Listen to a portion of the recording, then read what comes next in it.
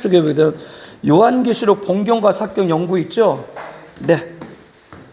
자, 아까 제가 말씀드렸을 때 정말 예수님 재림 전 7년, 재림 후 천년왕국, 그리고 신보자 심판, 거룩한 새 예루살렘, 새 하늘나라 신천지까지 거기에 관한 말씀이 계시록이다라고 여러분께 말씀드렸죠.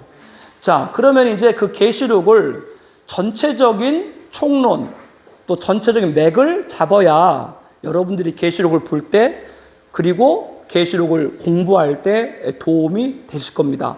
먼저 그 여러분 도표에 보게 된 맨 오른쪽 아래에 주제에 되어 있죠. 주제. 예, 못 찾았어요? 그 도표 아래 맨 오른쪽 아래 주제 있죠. 주제가 뭐예요? 네, 종말입니다. 계시록의 주제는 종말이에요. 종말할 때 아까 뭐라 그랬어요? 예수님 재림이 종말이고 그전 7년 환란과 예수님 재림 후 천년왕국 그리고 새하늘과 새 땅, 여기까지가 종말이다라고 말씀드렸어요. 이거에 관한 주제, 그러니까 여러분들이 어떤 책을 공부할 때 그 책을 쓴 저자가 그 책을 쓴 의도가 있겠죠. 목적이 있겠죠. 이거를 알고 책을 공부를 해야 바로 공부가 될 수가 있는 것이죠. 그렇죠? 그렇기 때문에 계시록을 딱 볼 때 계시록은 그 주제가 뭐예요? 종말입니다. 재림입니다. 예, 재림이고 종말이에요. 그 목적이 뭐예요? 예, 그 이 재림은 누가 오시는 거예요? 예수님이 오시는 것이고 그 예수님 누구세요? 신랑이고 우리는 그를 맞이할 신부인 겁니다. 그렇기 때문에 신랑에게 신부의 신랑은 누구냐면 다른 것이 아니라 지금은 우리가 어떠한 형편이냐면 신랑이 우리에게 갔다가 다시 온다라고 말했거든요. 그렇죠? 다시 오신다고 그랬거든요. 그러면 신부는 뭐냐면 그 신랑만 기다려야 되는 거예요. 그렇죠? 신랑만 기다려야 되기 때문에 아까 말했던 예수님 오시기 전에 누가 예수님 흉내낸다 그랬어요? 적그리스도 예수님 흉낸다 그랬죠. 그래서 그자가 왔을 때 절대 미혹되면 안 돼요. 신부에게 신랑만 기다려야 돼. 이겁니다. 이게 목적이에요. 즉 이거를 갖다 뭐라 그래요? 신부 단장이다 그래요. 신부는 누구만 생각해야 돼요? 신랑만 생각해야 돼요. 우리는 누구만 생각해야 돼요? 예수님만 생각해. 이게 재림신앙. 다른 게 아니에요. 뭐 재림신앙을 복잡하게 생각할 거 없어요. 예수님만 기다리는 겁니다. 그분만 믿는 겁니다. 그분이 와야 이 세상 모든 게 통치가 돼요. 그렇다고 우리가 지금 뭐 기도도 말고 주님의 선한 일도 하지 말라 그런 게 아니에요. 기도도 많이 하고 선한 일도 많이 하고 다른 것도 다 많이 해야 되는데 그 모든 중심에 예수님이 우리에게 있어야 될 줄로 믿습니다.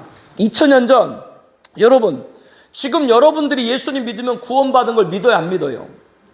2000년 전 예수님이 십자가에 죽으심으로 구원이 시작됐죠. 지금 우리가 예수님 믿으면 구원받죠. 그 구원은 완전한 구원이죠. 그러나 명심하세요. 완전한 구원이지만 우리가 지금 죽으면 우리 육체는 어디로 가요? 땅으로 가고 우리 영혼 어디로 가요? 낙원으로 가죠. 천국으로 가죠. 그러면 우리 육체가 영혼과 같이 만나야 그게 온전한 구원이죠. 그럼 우리 육체까지 완전히 부활해서 영혼과 만나려면 누가 오셔야 돼요? 재림 예수님이 오시지 않고는 우리가 그 육체가 부활할 수가 없는 거예요. 물론 부활의 시기에는 각각 차이가 있습니다만은 그렇기 때문에 우리가 지금 구원받은 것이 불완전한 구원이라는 것이 아니라 완전한 구원이지만 이 완전한 구원이 무엇까지? 이 육체까지 썩지 않을 몸을 입어야 온전한 구원을 이루게 될 줄로 믿습니다. 그렇다면 그것이 언제 이루어진다고? 예수님 재림입니다. 예수님 재림 오시기 전에는 완전한 구원이라고 말할 수 없는 겁니다.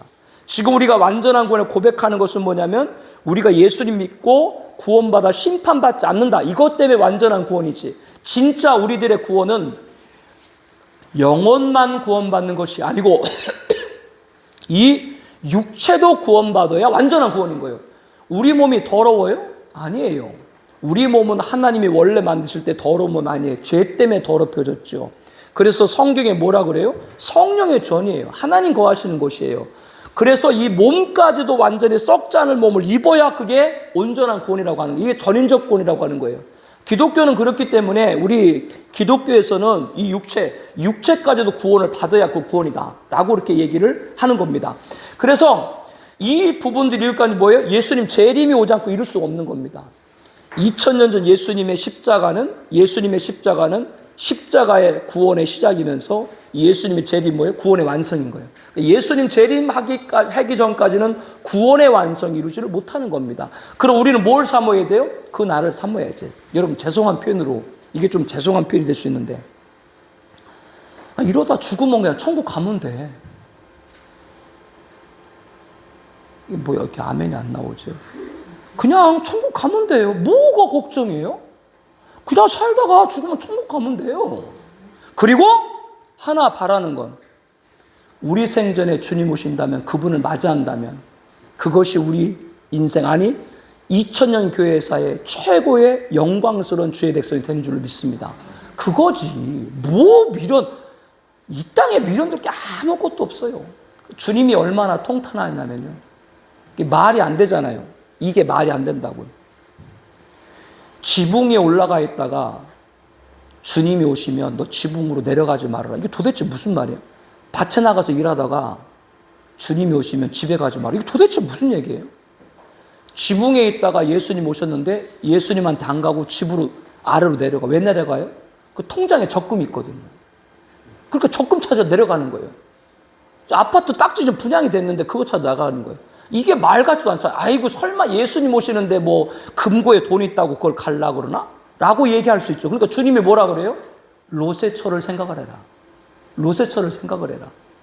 그렇게 천사가 손까지 붙들면서 절대로 너 갈 때까지 뒤돌아보지 말아라.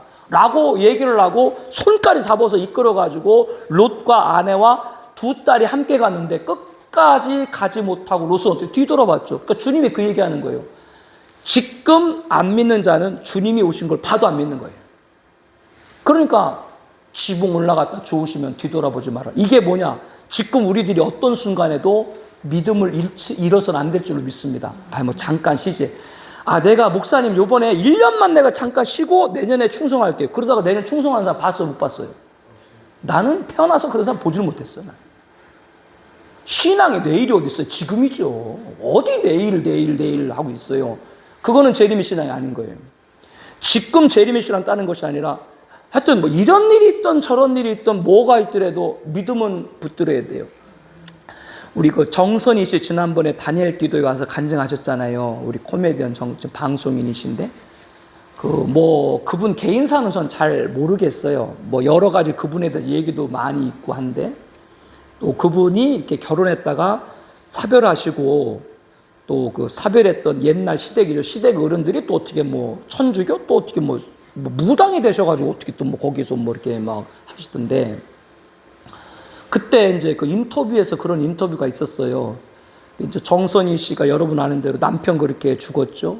참 그것도 참 그 TV 프로그램 중에 어떠한 그 이상한 일이나 사건이나 동네에 무슨 일이 있을 때 신고하는 그런 TV 프로그램이 있었는데 거기 그 TV 프로그램에 어떤 동네에서 그 주민 한 사람이 119 소방대에 신고를 했어요. 다른 것이 아니라 아니 그 마을 앞에 까만 뭐 차가 하나 주차가 됐는데 하루가 지나고 이틀 지나고 3일 지났는데 계속해서 그 차가 있더라. 그래서 그 주민은 그냥 모르고 신고를 한 건데 신고했는데 그게 이제 그 정선희 씨 전 남편 고인이 거기서 돌아가신 거예요. 그 우연히 또 그렇게 방송에 나와서 그러니까 충격이 크고 그래서 그 남편이 이렇게 돌아가시고 그리고 나서 자기랑 가장 사랑했던 그 정선 씨 그 그룹들 있잖아요. 그 멤버들 있잖아요. 가장 사랑했던 언니죠. 그 맏언니인데 그 맏언니가 다른 것도 아니고 자기 죽은 남편의 사체와 관련이 있다라고 얘기해가지고 그분도 스스로 또 목숨을 또 끊고 그 후로 또 해가지고 또 그 동생도 죽고 막 이런 일들이 막 쫙 있었잖아요. 그래서 그때 정선희 씨가 직접 인터뷰가 안 되니까 그 정선희 씨 다니는 교회 있죠. 그 교회 큰 교회도 아니에요. 그 교회 담임 목사님 있죠. 담임 목사님하고 인터뷰가 됐어요. 이게 도대체 정선희 씨가 이거 어떻게 되는 거냐. 여론에서 자꾸 얘기하니까 목사님이 딱 잘라서 얘기했어요. 정선희 씨는 절대 세 번째가 안 될 거다. 그 세 번째가 무슨 말인지 알죠? 남편 죽고 언니 죽고 그 다음 많은 사람 저러다가 세 번째 저거 정선희 씨 되는 거 아니냐 이렇게 우려를 했거든요. 우리 교회 정선희 성도는 절대 그럴 사람 아니다. 목사님이 아예 딱 잘라버렸어요. 끝까지 믿음 하나 붙드는 거죠. 다 잃었어. 남편도 다 잃었어. 다 잃어도 믿음 하나 붙든 거죠. 그리고 지금 살아있잖아요. 이거가 간접적으로 지금 증언이 지금 이게 간증이 되는 거거든요. 하여튼 어떤 일이 있어도 믿음은 놓치면 안 돼요. 지금 마지막 때이기 때문에 얼마나 교회 성도들 신앙생활, 여러분에게 그 말씀드렸죠. 추수 시대가 있고 타작 시대가 있다. 이제 많은 분이 지금 추수 시대다라고 하는 거, 예? 거기에 다 동의하시잖아요. 그러니까 뭐 신천지도 지들이 뭐 추수꾼이다 뭐다라고 얘기하는데 추수꾼인지 뭔지 그게 잘 모르겠어요. 추수라고 하는 건 곡식과 가라지를 나누는 거죠. 그러니까 원래 자랄 때 종들이 봤거든요. 가라지가 자라는 걸 봤거든요. 봐서 가지고 원래 종은 주인한테 말하잖아요. 저 뽑을까 그럴까요? 주인이 뭐라 그래? 야, 혹시 그거 뽑다가 곡식까지 뽑을까 염려가 되니까 그냥 추수 때까지 하더라. 그래서 추수라고 하는 건 곡식과 가라지를 나누는 거거든요. 그래서 가라지는 불로 태우면 돼요. 그런데 그래가지고 추수가 끝나는데 그것이 끝나는 게 전부가 아니라 마지막에는 그 곡식을 뭐 해야 돼요? 타작을 해야 되는 거예요. 그래서 마태복음 3장에 보게 되면 타작마당, 예수님, 세례 요한이 예수님을 비유해서 말할 때 타작 마당이다. 이스라엘은 마당을 평평하게 깔고 거기다가 곡식을 놓고 타작을 했거든요. 우리 어릴 때 도로에다 포장 깔고 도리깨질 했잖아요. 콩 같은 거 할 때 도리깨가 뭔지 아세요? 나 그거 잘못 돌려가지고 이거 엄청 맞았네. 그 도리깨 누를 잘못해가지고요. 하는데 이상한 건 뭐냐면 곡식과 가라지를 추수해서 곡식만 모아가지고 타작을 했는데 어떤 건 알고 그 쭉정이더라. 똑같은 곡식이니까 이건 예수 믿는 사람이에요. 예수 믿는 사람도 어떤 건 뭐예요? 알고 쭉정이 있다. 그때가 언제 갈려요? 타작 때. 타작은 뭐예요? 때리는 거죠. 교회마다 사정없이 때리는 거예요. 이 시험 없는 사람 없고 저 시험 없는 사람 없고. 왜? 믿음에서 믿음 못 지키게. 여러분 저를 보니까 제가 은혜가 있게 생겼어요? 없게 생겼어요? 지난 주일날 내가 물어봤고 성도님들한테 다 은혜가 없대 나보고. 내가 봐도 그런 것 같아요. 교회 다니면서 목사님한테 시험 한 번 안 당한 사람 손 들어보라 그래요. 다 들었지요. 목사님의 시험이든 장로님의 시험이든 누구 시험이든 아무튼 시험 없는 게 없어요. 그래도 절대 뭐요? 믿음 떨어지면 안 된다. 재림시란 다른 거 아닙니다. 예. 이거 놓치면 안 돼요. 그래서 아까 로세처를 생각하라, 또 타작마당을 제가 비유하고 있는데 앞으로 우리가 살아가는 시대, 앞으로 우리가 살아갈 시대는 지금보다 믿음을 지키기가 어려우면 어려울지 좋아지지 않아요. 절대 좋아질 수가 없습니다. 절대. 우리 신앙생활하는 것이 외적인 건 물론이고 내적에서도 절대 좋아하지 않습니다. 세상은 교회로 옥죄려고 하고. 내가 저 기가 막힌 거 여러분 얘기했잖아요. 지금 목사님들 다 세금 내잖아요. 저 그 세금 내고 하는 거 다 동의합니다. 그거 좋다라고 생각을 해요. 그리고 일부 교회는 이미 70년대부터 다 세금 냈습니다. 자, 그런데 목사님 개인의 세금을 내는 것, 납세하는 것, 그것을 합당하나 이 교회라고 하는 종교, 이 교회라는 종교에 관한 재산에 관해서 이거는 보호를 해야 되거든요. 그렇죠. 종교는 누구도 손을 대지 못하는 거고, 언론, 결사, 종교, 집회 자유가 있는 거예요. 그거는 헌법, 미국 수정법도 마찬가지고, 이거는 근간이에요. 흔들 수가 없는 거예요. 어느 날 교회 와가지고 그 1년에 한 번씩 어디 산하에 무슨 조사, 무슨 관리 통계 조사인가가 있는데 갑자기 그 여자분이 오시더니 뭐 요만한 거 하나 갖고 오시더니 갑자기 오시더니 뭐 목사님 뭐 납세하셨냐고. 그래서 납세 다 했다, 뭐 이렇게 했다 다 얘기했더니 갑자기 머리를 꾹쩍꾹쩍 하더니 우리 교회 작년 1년 결산하고 지출을 보여달래요.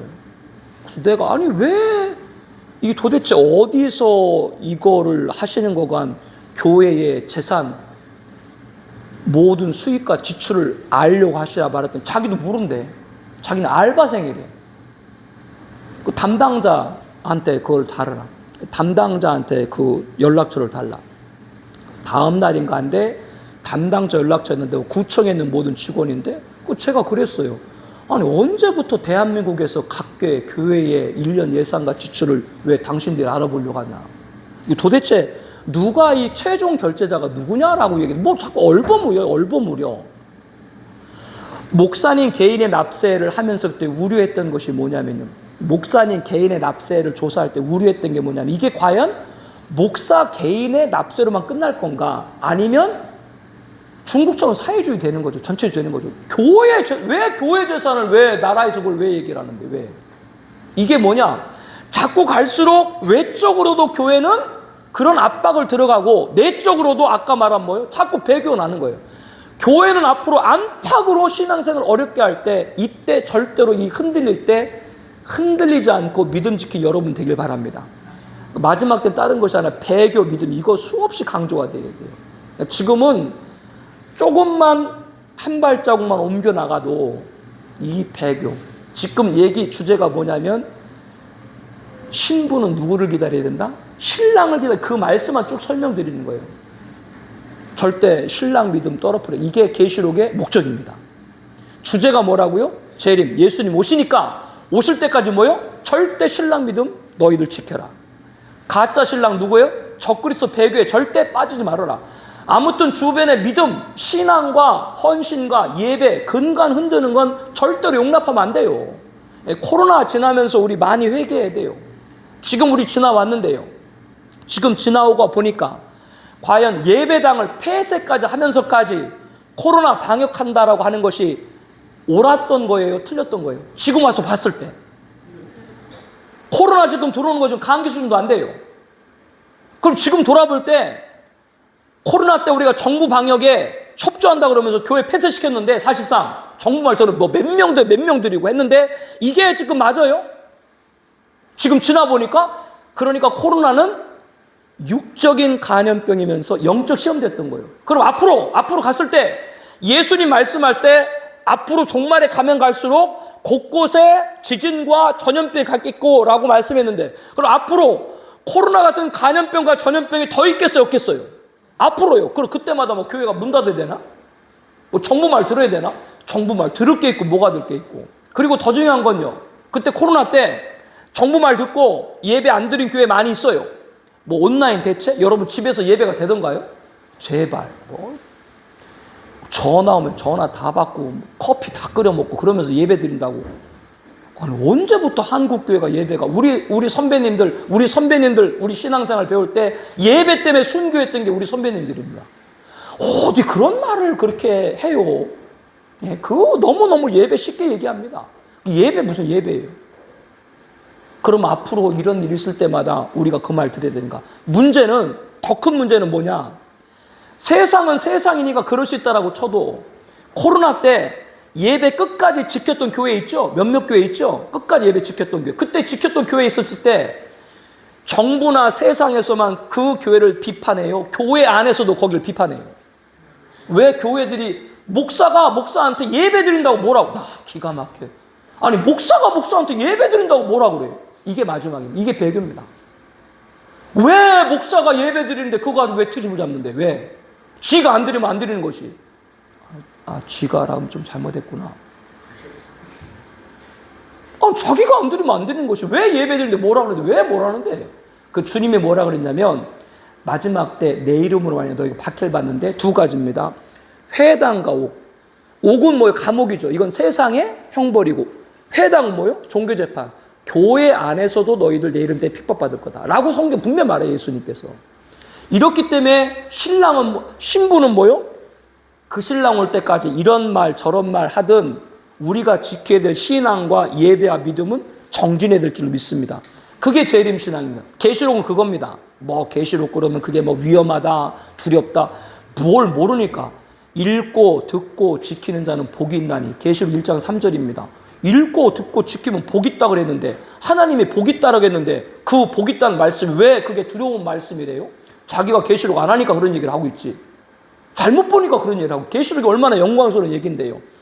이는 예수 그리스도의 계시라. 하나님이 그 종들에게 보이시려고 천사를 요한에게 보내서 적게 했다. 계시록 1장 1절이에요. 그러면 원래 이 예수 그리스도의 계시록은 누구한테? 하나님이 종들한테 주려고.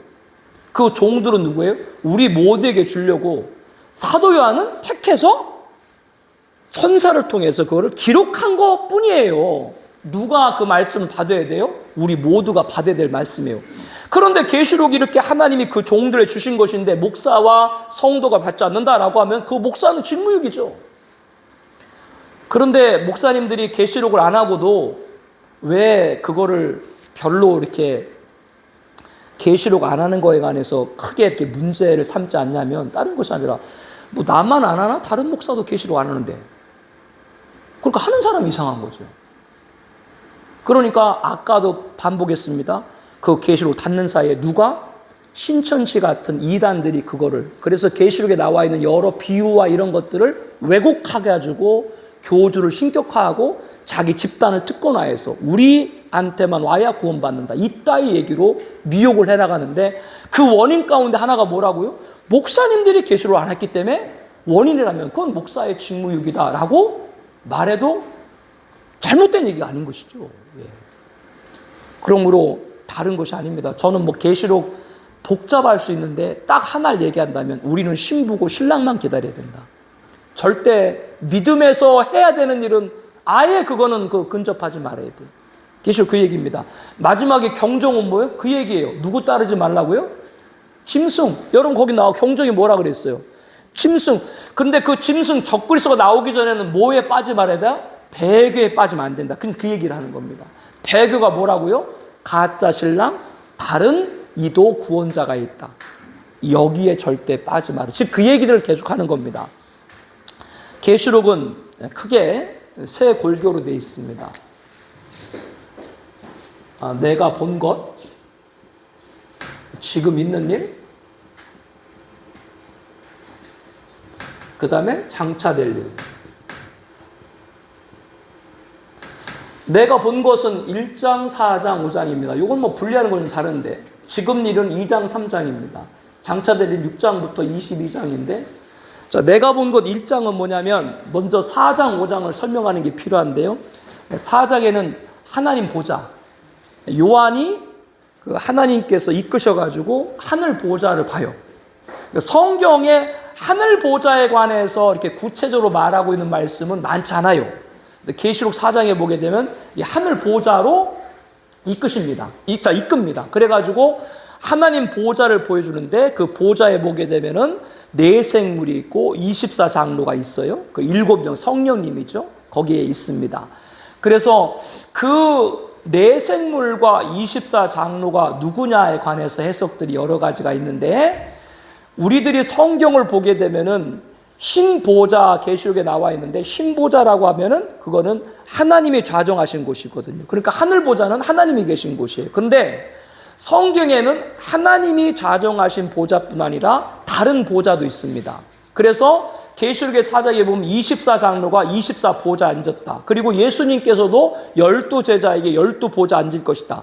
그래서 성경의 여러 말씀들을 연결해 볼 때 그 보좌는 바로 뭐냐면 다른 것이 아니라 예수 믿는 성도 가운데 순교자 있죠. 그들에게 주시는 자리가 바로 보좌입니다. 그러니까 하늘의 보좌는 뭐예요? 하나님의 보좌고, 그 주변에 여러 보좌가 있는데 그 보좌가 바로 순교자. 성경에 보니까 이렇게 연결해 보면, 그래서 24장로는 성도들의 대표로 보는 것이 맞고요. 네 생물은 천사거든요. 천사들인데 그 천사 가운데도 대표격으로 보시면 됩니다. 영물의 대표, 성도의 대표. 7명은 성령님이시고요. 그런데 이 보좌에 계신 분이 오른손에 두루마리를 갖고 있어요. 두루마리를 갖고 있는데 사도 요한이 울어요. 왜 우냐면 이 두루마리에 필자가 없어요.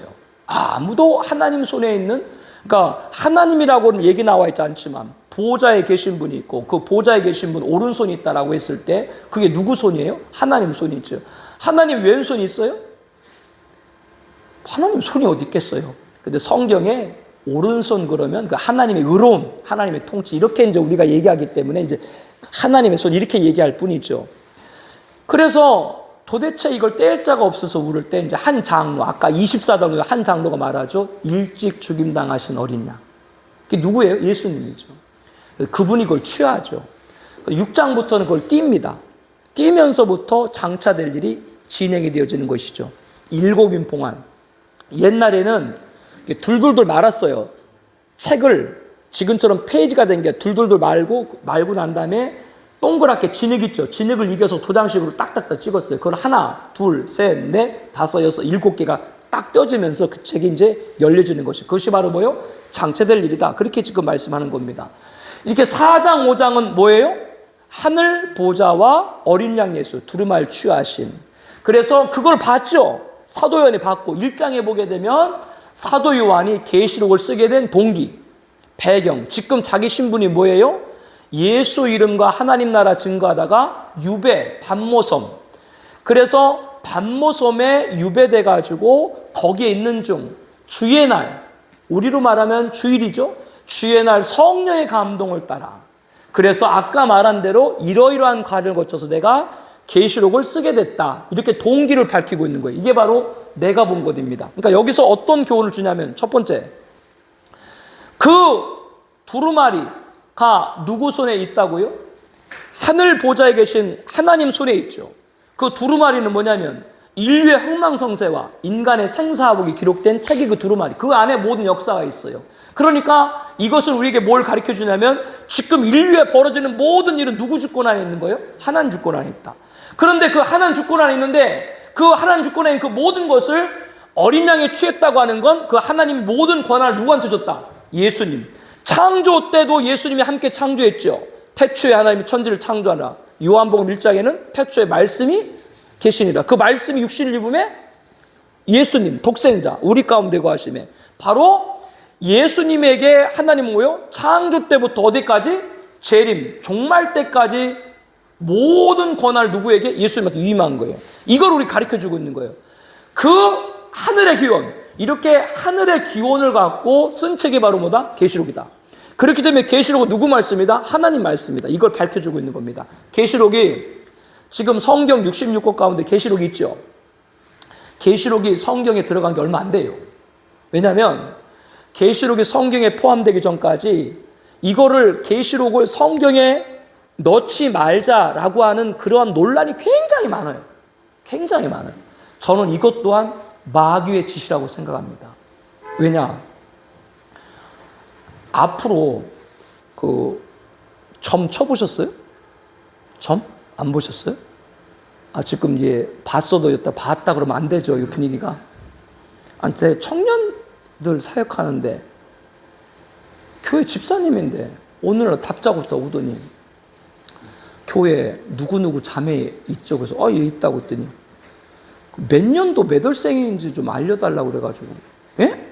갑자기 그래서 가르쳐 드렸어요. 몇 년 몇 월이라고 가르쳐 드렸더니 한 달인가 두 달인가 있었는데 방금 말한 그 집사님 아들하고 그 물어봤던 자매랑 결혼식을 한대. 그 왜 물어봤게 나한테? 그거를 사주팔자 보려고 물어본 거지. 교회 안에서도 그런 거지. 사주팔자를 보거나 점쟁이한테 춤추면 뭘 여러분 조심해야 되냐면 점쟁이한테 점치면요. 뭘 조심해야 되냐면 지나간 일은 다 맞춰요. 점쟁이도. 귀신도 무당 있죠. 무당도 세 가지예요. 대학교 그 철학관 있죠. 철학관. 그 공부해가지고 된 그 그 철학관 하는 그 점치는 사람이 있고 이렇게 배워가지고 한 사람이 있고 신내려서 무당되는 신내려서 무당된 사람은 신령해요. 돼지도 세우잖아. 못 보셨어요? 돼지도 막 세우잖아요.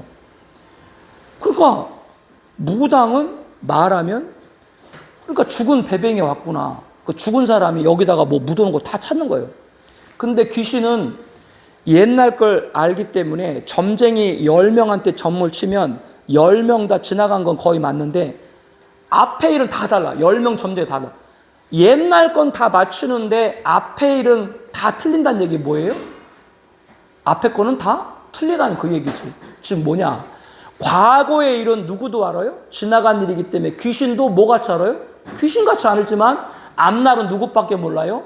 하나님밖에 모르기 때문에 마귀가 계시록을 안 넣으려고 그랬어요. 얼마 안 돼요. 계시록이 성경의 전개에 포함된 게. 가장 늦게 됐습니다. 그러니까 요한계시록은 성경에서도 가장 마지막 권이 계시록이고 그리고 성경으로 편찬돼서 정경으로 인정, 캐논으로 정경 받기까지도 가장 마지막까지 인정이 됐고 그리고 목사님들도 가장 많이 안 하는 게 계시록이에요. 다 밀려버리는 거예요, 순서가. 그러나 내가 본 곳에서 하늘 보좌에서 직접 주신 겁니다. 우리한테 주신 겁니다. 그렇기 때문에 계시록엔 신적 기원이 뭐요? 하늘에 있다라고 우리를 가르쳐주고 이것이 가장 늦게 편찬된 것이 뭐라고요? 미래일, 재림의 종말의 일을 모르게 해가지고 그거를 모르게 해서 성도들로 알고 뭐요? 재림의 신앙을 갖지 못하고 지금 이 세상에 미혹되도록 하고자 하는 마귀의 방해 공작이었던 거죠. 이런 계시록이 정경되기까지의 이런 역사적인 사실도 여러분 참고로 알아둬야 됩니다. 그렇기 때문에 계시록을 잘 보셔야 돼요. 지금 있는 일, 여기에 보게 되면 7개가 나옵니다. 에베소, 서메나, 라오디아 교회, 안디옥 그런 교회들이 쭉쭉쭉 두아디라 이런 교회들 쭉쭉쭉 나오는데요. 이 7교회는 뭐냐? 당시에 이 계시록 편지를 받은 7교회예요. 이게 소아시아는 뭐냐면 작은 아시아라 그러는데 지금 우리가 살고 있는 아시아 그러면 어디예요? 우리가 살고 있는 대한민국, 중국, 일본. 이 동북아시아라고 그러죠. 여기가 굉장인 거예요. 중국, 일본하고 우리나라 합하면 유럽보다도 커요. 그 경제 규모가 이게 대단한 거예요. 그리고 동남아시아 있고 또 중동에 서남아시아 있고 지금은 그렇게 얘기하죠. 근데 원래 아시아 그러면 터키예요.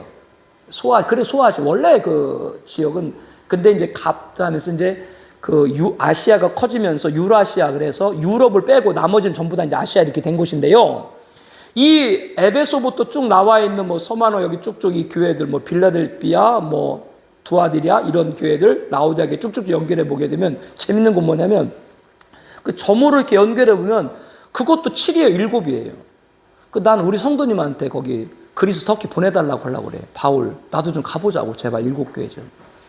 아멘 안 하잖아요. 나 절대 못 보내겠다 이러잖아요. 나도 좀 성경만 하지만 나 좀 보내달라고 좀. 가서 좀 보게 나도 좀 배우게. 사도행전도 다 끝났는데 보내주도 않고 강의도 다 끝났는데 그 재밌어요. 이렇게 찍어보면 그것도 출자예요. 이렇게 모양이 이렇게 됐어요. 그 당시에는 계시록을 보내준 7교회면서 이 성경이 전 세계로 편찬됐죠. 그러니까 모든 교회. 어떤 분들은 어느 교회가 어느 교회다 이렇게 얘기를 하죠. 그렇지 않고요. 어떤 교회는 한 교회에 7개 모습이 다 있기도 해요. 그래서 여기에 나와 있는 칭찬, 그 다음에 권면, 책망 이것을 오늘 우리 교회들이 잘 적용해야 되는데 문제는 그 7교회들이 바로 뭐예요? 종말 시대 교회를 표상을 해주고 있기 때문에 특별히 그 7교회를 연구하면서 우리들이 뭘 깨달아야 되냐면 우리들이 지금 지켜야 될 신앙이 뭔가 딱 개론만 말씀을 드릴게요. 7교회 가운데 칭찬만 있는 교회 서머나 빌라델피아 2교회가 책망은 없어요. 칭찬만 있어요. 그 2교회가 뭐냐? 핵심 2교회가 사탄의 해당 유대인 자칭 유대인 뭐냐면 유대인이 아니면서 유대인 척하면서 핍박을 해요. 오늘로 말하면 성도가 아닌데 성도인 척하고 목사가 아닌데 목사인 척하고 아까 말씀드렸죠. 코로나 때 끝까지 예배 지키는 교회가 있었는데 그 교회를 세상만에 누구도 목사님들도 그거를 핍박 공격하는 분도 있다. 목사가 목사를 공격하는 거죠. 그런데 중요한 건 그렇게 유대인이 아닌데 유대인 척하면서 공격을 했는데 이 서머나와 빌라델피아는 오히려 그 공격에서도 믿음을 지키고 그들을 오히려 끌어내가지고 그들로 하여금 입에서 당신들이야말로 진정한 하나님의 사람이다라고 칭찬을 듣게 해요. 그래서 주님이 뭐라 그랬냐면 끝까지 내 이름을 배반하지 않는 자, 끝까지 내 이름을 배반하지 않는 너희들에게 생명의 멸관을 주리라. 이게 칭찬만입니다. 그러니까 오늘 우리에게 주시는 교훈은 뭐예요? 반복하지만 끝까지 믿음을 지키는.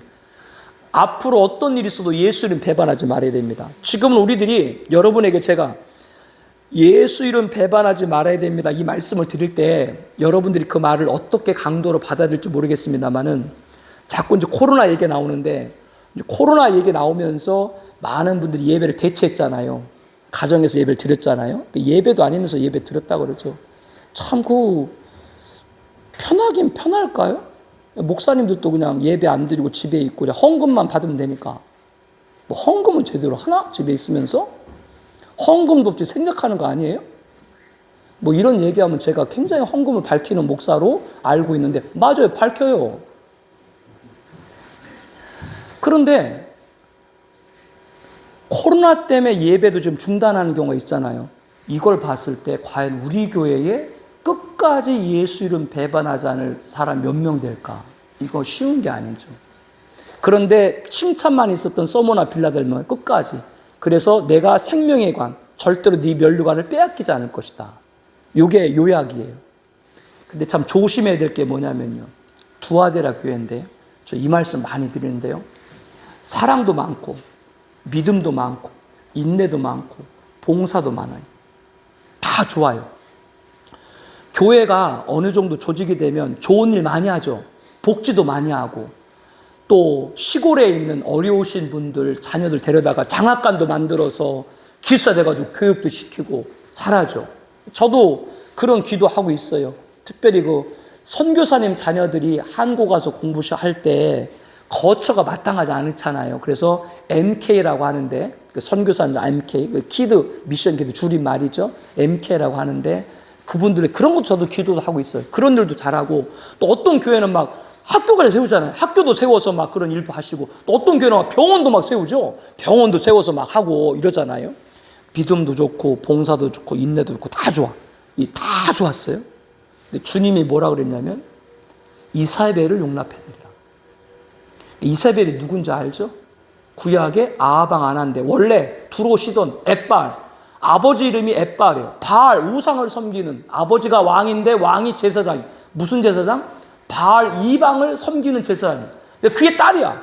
시집 왔으면 조용히 시집 왔으면 되는데 아니 북이스라엘 시집 와가지고 자기가 살던 두로시돈에 있는 바알 아세라 850명 선자 데리고 오고 북이스라엘 전역을 전부 우상단지로 만들어버렸어요.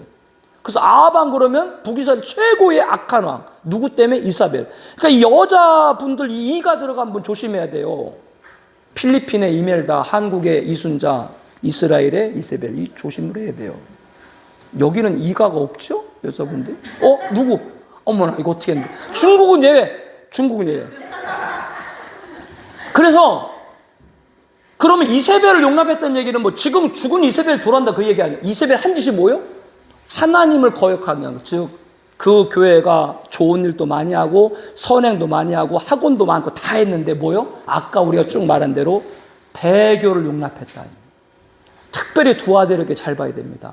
오늘날 교회들마다 문제가 많고 또 어떤 신문 뉴스에 목회자나 성도는 비리가 막 나오잖아요. 그러니까 지금 성도님들이 청라도 마찬가지예요. 청라도 지난번에 그 교회 여기는 청라는 이곳이 다 갯벌이거든요. 여기는 원주민이 한 명도 없어. 100%다 이주민이에요. 그래서 거기 쭉 나와요. 교회를 찾습니다. 좋은 교회. 좋은 교회 뭐 11조 말하자는 목사님, 뭐 인품 좋은 목사님 이런 나는 해당이 안 돼. 거기 아무것도 봐도. 뭐 이런 목사님 쭉 찾아요. 이겁니다.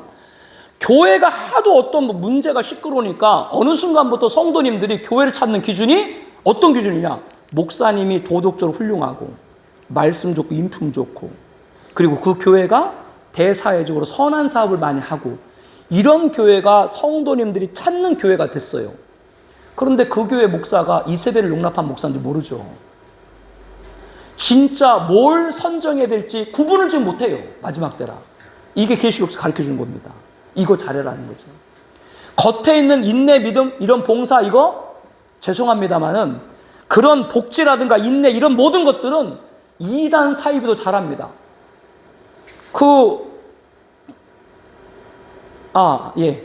하나님의 교회 그 장길자 아시죠? 그 안상홍 죽고 뭐 88년대 뭐 재림한다나 뭐 어쩐다나 뭐 88년 메인스타디움에 부활한다나 뭐 어쨌다나 무슨 뭐 부활을 안 했잖아요. 안 하니까 뭐 지금 뭐 어디에 있다나 그래서 뭐 그 부인이 뭐 하나님이래. 장길자 씨가 좀 있어 죽을 거 아니에요. 그럼 성경 또 나온대. 뭐 조카 하나님이 또 나온대. 모르겠어요. 조카 하나님 죽으면 또 누가 나올지. 거기에서 이제 보게 되면은 자기들이 이렇게 선전하는 거 여러분도 많이 보셨을 거예요. 뭐 영국 엘리자베스 여왕상을 받았다나 봉사를 많이 해가지고 무슨 오바마상을 받았다나 뭐 이렇게 앞에 막 현수 막 걸어요. 좋은 일로 따지면 이단 사이비도 많이 한다는 거예요. 그러니까 어떤 분이 뭐 문의할 때 대진대학교 문의가 됐는데 그 대진대학교가 대순진리에서 세운 거거든요.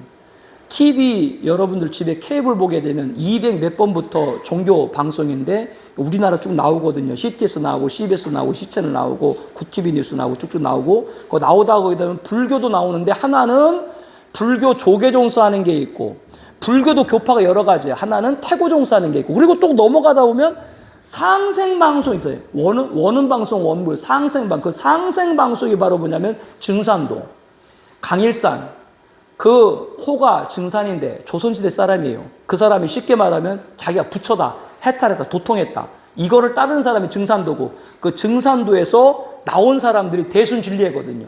근데 나왔는데 대순진리회 더 커요. 더 커서 대진대학까지 세우고 했는데, 거기도 가보세요. 좋은 일을 얼마나 많이 하나요? 대사회적인 봉사 얼마나 많이 하나요? 좋은 일 가지고, 이런 일 가지고, 선행 가지고, 이거는 교회를 선택할 목록이 아니다라고 말할 수는 없지만 본질이 그게 아니다는 거예요. 이거 구분을, 그러니까 계시록을 못하면 이게 참 무서워요. 그 배교한 사람 있잖아요. 그래가지고 이제 그 교회 성도들을 예수님 말고 구원자가 있다 이렇게 이제 하도록 한 사람들 있잖아요. 배교한 분들. 성경이 어떻게 나오냐면 마지막 때 배교했으니까 누구를 도와준 거예요? 적그리스도를 도와준 거잖아요. 왜? 적그리스도가 평화의 왕으로 모시도록 이 목사들이 배교해서 도와준 거잖아요.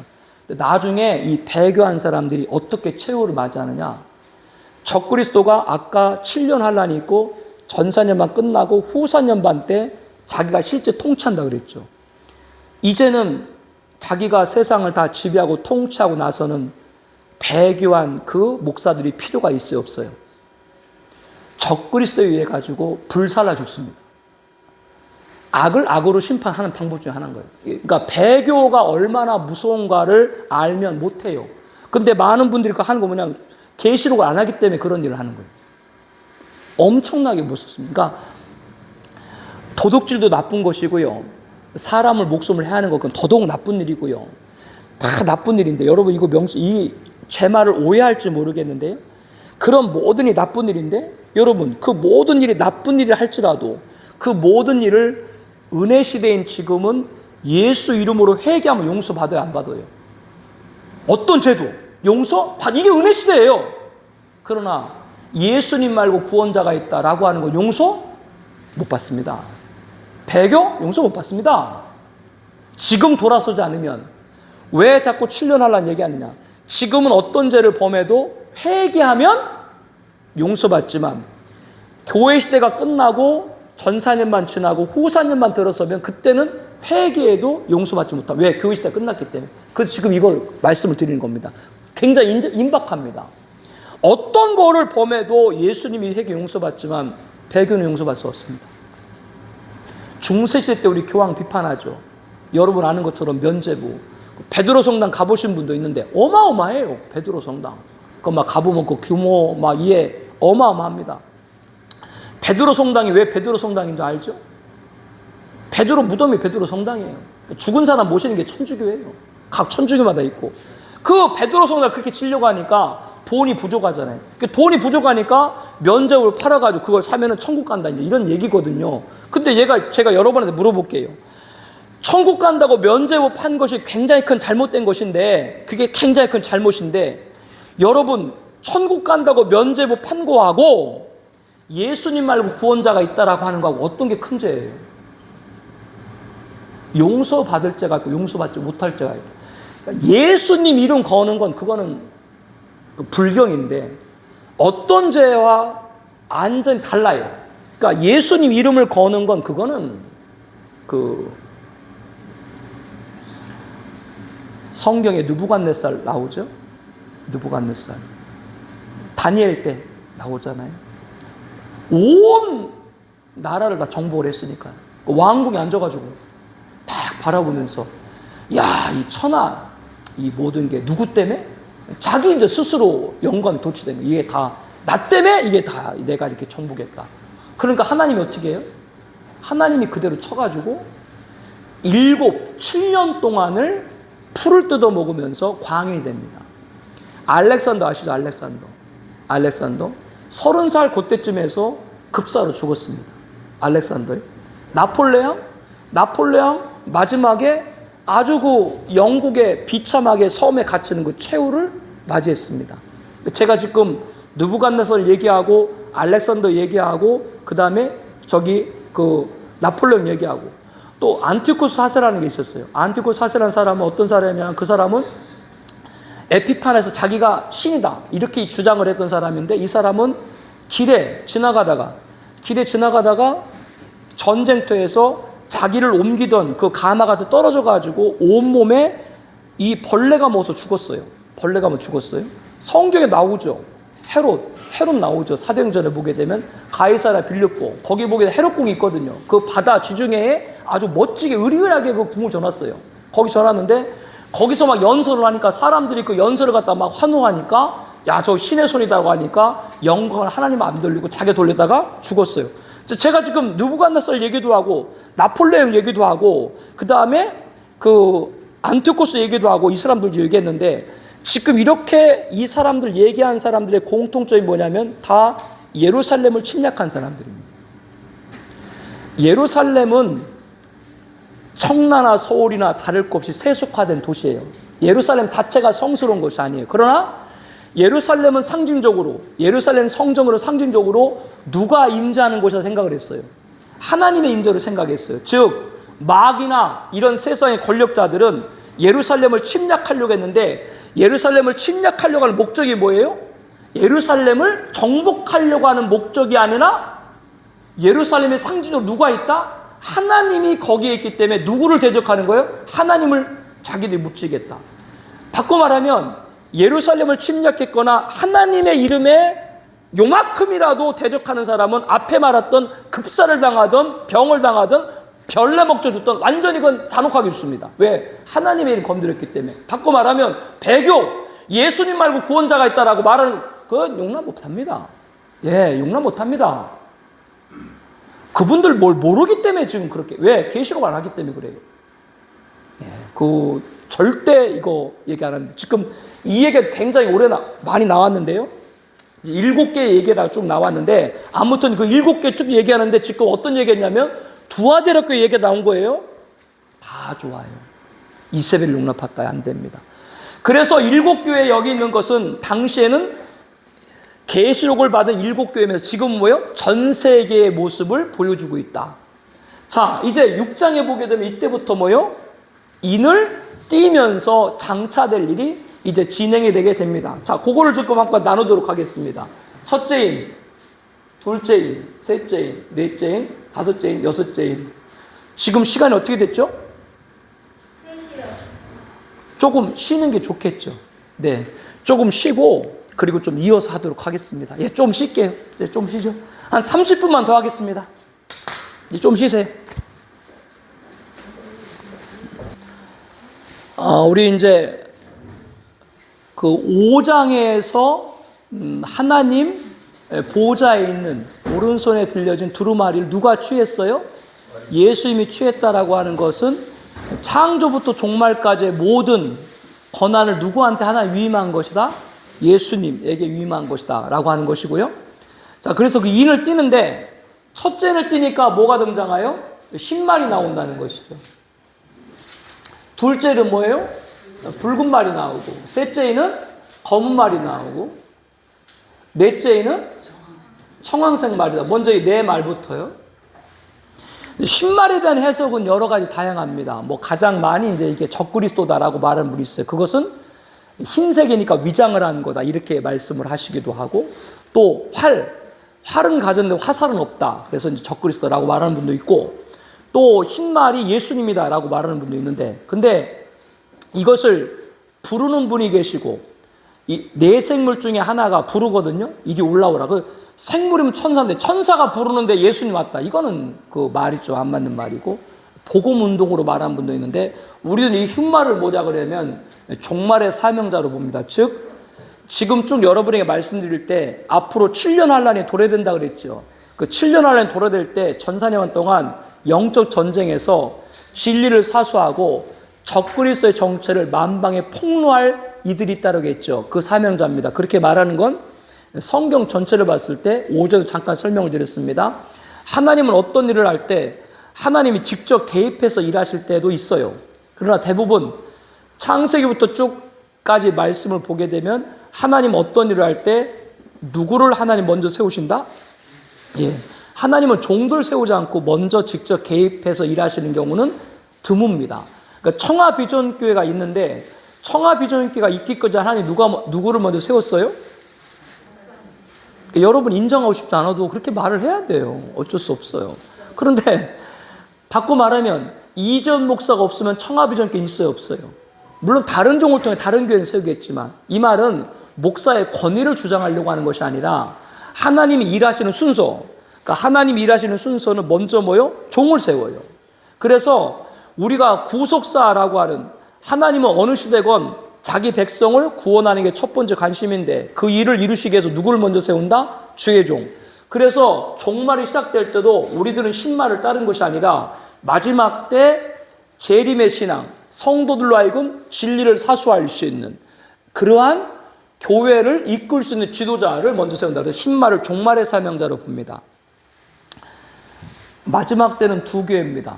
촛대교회, 음료교회. 촛대교회는 뭐냐면 계시록에 보게 되면 7 금촛대가 나오고 7 금촛대 7 교회거든요. 교회를 촛대가 상징하니까요. 거기 보게 되면은 예수님께서 인자하셔, 예수님께서 촛대사를 거닌다 이렇게 말씀이 나와요. 이 말은 바꿔 말하면 뭐냐면 지금 교회가 지탄을 받고 어떤 여러 공격을 받아도 빌 하이베스가 말한 대로 세상에서 유일한 소망은 아직까지도 교회인 줄로 믿습니다. 여러분 그렇게 믿고 교회 섬겨야 돼요. 목사님, 어서 오세요. 그래서 아직까지도 무슨 말을 하더라도 여전히 하나님께서 일하시는 곳은 어디를 통해서? 교회를 통해서 일하세요. 마지막 때 신앙생활 할 때 이제 조심할 부분 가운데 하나가 교회 무용론 또는 교회를 인정하지 않는 이러한 분들이 주변에 계신데 그건 너무 성경적이지 않습니다. 교회는 주님의 몸이죠.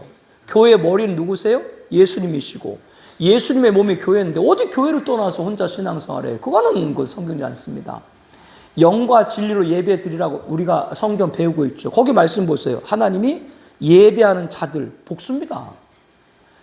하나님을 신앙을 고백하는 그 각각 개인들이 모이는 공동체가 뭐예요? 그게 교회예요. 어디 예배를 혼자 드린다라고 얘기. 그거는 물론 어떤 특별한 상황, 어디 오지에 혼자 있다거나 우리 그 선교하는 모나코에 모로코에 요번에 그 월드컵 4강 된 모로코에 선교하시는 분이 계신데 아가씨예요. 결혼도 하는 아가씨가 그 무슬림 땅, 아랍 사람들이 있는 그 무슬림 땅 가서 그 선교를 하시는데 지금도 혼자 예배 드려요. 그런 경우 혼자 예배 드리는 경우 그런 부분들이 있을 수 있지만 한국 교회 상황에서 혼자 예배, 그거는 그 바른 예배가 될 수 없습니다. 그래서 하나님은 교회를 통해서 일하시는데 그 교회를 통해서, 그러니까 주님이 거하신다라는 얘기는 뭐냐면 바로 주님이 일하시는 교회, 이게 촛대교회입니다. 음료교회는 뭐냐면 바로 말한 배교회입니다. 마지막 때는 다 두 교회예요. 그러니까 가면 갈수록 이거 여러분들 딱 명심해야 돼요. 가면 갈수록 믿을 중간 없어요. 잘 믿든지 안 믿든지 둘 중에 하나입니다. 없어요, 중간. 1997년 우리 IMF 왔죠. IMF 보면서 뭐가 붕괴됐다? 중산층 없습니다. 잘 사는 사람 계속 잘 살고. 지금 우리 어렵다 그러죠. 지금 어려운데 없는 사람이 어려워요? 있는 사람이 어려워요? 어떻게 말해야 될지를 잘. 있는 사람은 어렵건 안 어렵건 아무 상관이 없어요. 그 사람들 돈 있기 때문에 시간만 벌면 돼. 1년 이상 기다리면 돼. 근데 없는 사람들은 당장 돈 100만 원 급하고 돈 1000만 원 급한데 이게 안 들어가니까 지금 너무나 어려운 거예요. 있는 사람들은 아무 문제가 안 됩니다. 뭐 주식 떨어진다? 삼성 주식 떨어지면 그거 언제까 떨어지겠어요? 좀 이따 오르겠죠. 그거 뭐 언제까 떨어지겠어요? 네, 죽는 소리 하는데 안 죽어요. 네, 그렇지 않습니다.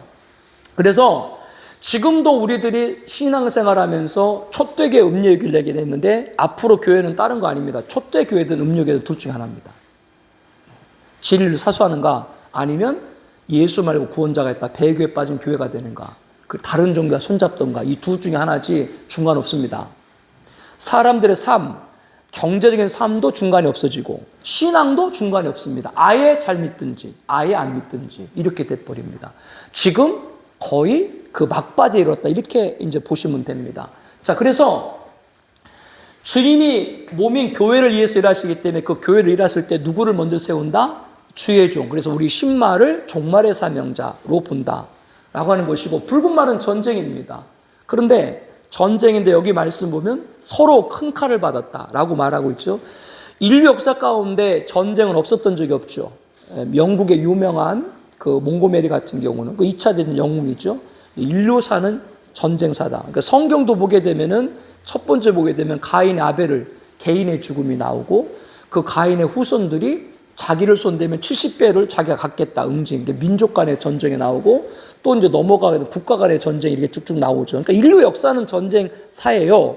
그래서 둘째 붉은 말은 전쟁을 인류 역사 가운데 전쟁을 가리키는데 그 전쟁의 막바지, 최막바지 전쟁 그거를 가리켜서 계시록의 9장에 보게 되면은 인류의 3분의 1이 죽고 불이 나오고 유황이 나오고 연결한 도대체 이게 무엇인가? 그래서 이것을 아마겟돈 우리가 말하는 우리가 유브라데라고 하는 전쟁을 말하는 마지막 전쟁, 뭐 제3차 전쟁, 그 전쟁, 모든 전쟁이 있지만 그 전쟁의 최종 전쟁까지 가는 모습. 검은 말은 전쟁 후에 당연히 기근이죠. 기근을 말씀하는 겁니다. 지금도 우리들은 잘 몰라요. 지금 우리나라에 있는 분들은 하루 세 끼 못 드시는 분은 없잖아요. 아무리 우리가 어려워도 세 끼 밥 못 먹는 분 없잖아요. 제가 이 얘기를 가끔 하면 많은 분들이 저한테 목사님 나이가 몇 살인데 그러냐고 얘기하는데 저 쌀밥 못 먹었어요 어릴 때. 쌀밥이 뭐야? 그 옛날에 그 양은 냄비죠. 양은 냄비. 그 양은 냄비를 연탄불 있죠. 요만한 아궁에 연탄 한 개, 두 개 껴가지고 요만한 아궁에다가 거기다가 양은 냄비 이렇게 얹어요. 그 양은 냄비를 얹으면 물이 끓겠죠. 그러면은 그 뚜껑이 뜨뜻해지잖아요. 그러면 밀가루를 개가지고 그 뚜껑에다가 얹어가지고 그거 뜯어 먹었다니까. 안 믿잖아요. 그래서 내가 이렇게 키가 못 컸어요. 이제 손 봐봐요. 이제 키가 얼마나 클 소리가. 못 컸다니까. 쟤도 하도 못 먹어가지고. 이제 중학교 3학년 37kg 나갔다니까요. 손이 다 벗겨져 영양실조 때문에. 지금 그렇게 못 먹는 사람 없는데 우리나라 조금만 나가봐봐요. 못 먹는 사람. 우리 자녀들 지금도 뭐 엄마 아빠한테 투정하는데 물질적인 거 돈 때문에 많이 투정하잖아요. 자기 해달라고 하고 싶은 것 때문에. 다른 거 필요 없고 캄보디아 4박 5일 선교만 데리고 가면 완전 편해. 거기 가면 울어. 거기 애들 사는 거. 신발이 어디 있고 뭐가 어디 있어요. 그거 가보면 참 어렵게 살죠. 우리는 기근이라는 걸 잘 실감하지 못하는데요. 지금도 조금만 밖에 나가면 하루에 1달러, 한 끼의 식량도 제대로 해결하지 못해가지고 지금도 굶주림에 있는. 그리고 이 기근을 얘기할 때 방금 말한 그런 못 사는 나라의 기근을 얘기함과 동시에 우리나라가 물이 남는 국가예요? 물이 부족한 국가예요? 우리가 수도를 펑펑 쓰는데 물이 부족한 국가라고 그랬죠. 그러니까 이런 부분들. 아까 기후재앙 같은 말씀 드렸잖아요. 그로 인해 가지고 어떻게 돼요? 자꾸 식수들이 고갈되고 자원들이 고갈되고 그러다 보니까 뭐요? 기근이 전 세계에 벌어질 수밖에 없다. 아주 모든 게 톱니바퀴처럼 기후재앙이 오니까 그 기후재앙 때문에 곡물의 소출이 제대로 이루지 못하고 곡물의 소출이 제대로 이루지 못하니까 그로 인해 가지고 식량값이 폭등하게 되고 그 식량값이 폭등하게 되니까 그로 인해 가지고 내전이 발생하고 그게 시리아 내전. 이 모든 톱니바퀴처럼 기근이라는 걸 생각할 때 굶주린다 이렇게만 생각하지 마시고 기후재앙부터 모든 게 연결돼 가지고 된다. 그러니까 이게 우리나라도 예외일 수가 없다라는 걸 알아야 돼요. 우리나라가 자급자족을 해요? 수입을 해요? 우리나라가요? 식량이요? 이거 문제입니다. 예. 세계 5대 이제 곡물 시장들이 있는데요. 다 그 유대인들이 갖고 있는 것인데 거기서 이제 뭐 밀가루 이런 모든 것들 다 거기서 이제 전 세계에 이제 판매를 하는데요. 마지막에는 그렇잖아요. 식량이 무기다. 그 이제 미국은 그 나라가 원칙, 그 나라를 지탱하는 원칙 가운데 하나가 있는데 그것은 뭐냐면 헨리 키신저라고 하는 유명한 유대인 국무장관 닉슨 시절에 아직도 생존해 계신데 지금도 아주 그 국내외 막강한 영향력, 우리나라도 유명한 분들이 미국 가면은 뭐 키신저 만났다 이렇게 이제 얘기할 정도로 아직도 막강한 영향력을 행사하고 있는 분이 바로 이 헨리 키신저인데요. 헨리 키신저가 뭐라 그랬냐면 석유를 갖지 않고는 세계를 지배하지 못한다. 이게 그 사람이 한 얘기 그때부터 70년대부터. 그러니까 미국이 이라크 왜 침공했어요? 뭐 사담 후세인이 나빠가지고 아니 뭐 세상에 사담 후세인처럼 나쁜 사람 한두 사람인가? 이라크에 뭐가 있어요? 석유 때문에 들어간 거예요. 다른 거 아닙니다. 그러니까 이 모든 걸 기근이라고 말할 때, 못 산다, 이렇게만 생각하지 마시고, 자연재앙부터 시작해서 모든 게 이렇게 지금 임계점, 끝으로 지금 다 다다르는 거예요. 이게 바로 마지막 때 더 심화된다. 이거를 단순히 굶는다라고 생각하면, 우리랑 뭐 관계없나? 이렇게 생각하면 그렇지 않다. 이건 글로벌 문제가 된다. 앞으로는 어려우면 모든 나라가 어렵고, 이런 세계가 된다고 하는 것은 앞서 말한 대로 그 모든 위기를 타개할 누구예요? 영웅, 바로 적그리스도 구하게 돼. 이런 체제로 가고 있다라고 하는 것이죠. 내가 인정하건 인정하지 않건 전 세계는 그렇게 가고 있다라고 하는 겁니다. 내가 인정하지 않아도 그렇게 가고 있다라고 하는 것이죠.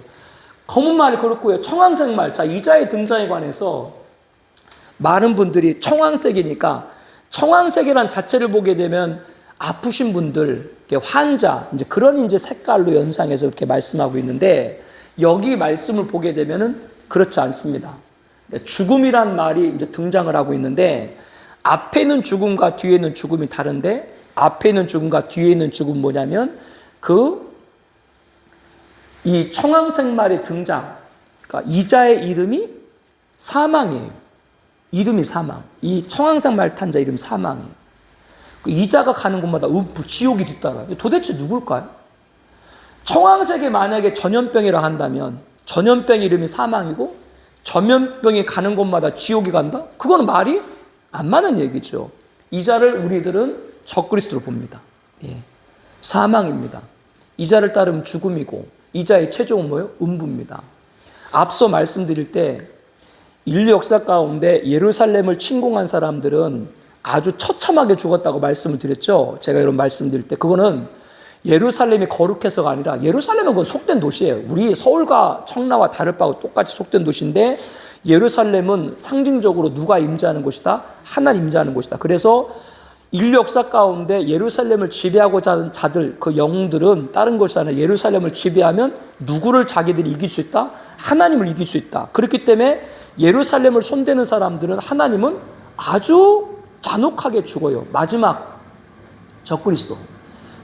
적그리스도가 죽임을 당할 때요.